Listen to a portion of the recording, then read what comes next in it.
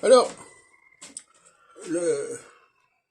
l'équinoxe de printemps qui se présente en 2023, dans le 21 mars, aura une signification beaucoup plus importante que d'habitude, comme je l'ai déjà annoncé, mais pas aussi clairement, hein, puisque ça correspond à quelques jours près au passage de Saturne sur l'axe Poisson-Vierge.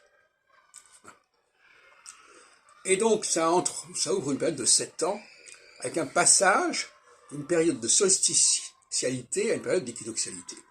J'en parlais tout à l'heure dans une autre vidéo, je disais que le passage de la solsticialité à l'équinoxialité, c'est le passage de deux entités séparées vers une situation où une des entités va se retrouver intégrée au sein de l'ensemble dominé par l'autre entité. Alors, vous pouvez extrapoler pour comprendre ce que je veux dire par là et à quoi ça s'applique. En fait, c'est comme ça que ça peut se produire. Ce qui était, j'ai donné l'exemple tout à l'heure de la guerre de 40, où l'Allemagne n'est plus simplement, comme dans la socialité, une entité séparée de la France.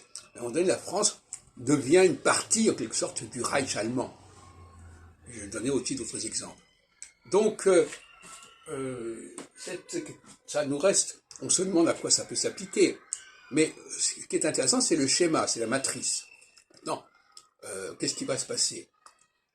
Deux pays séparés qui n'en font plus qu'un pendant un certain temps, qui ne sont plus que dominés par une seule et même autorité.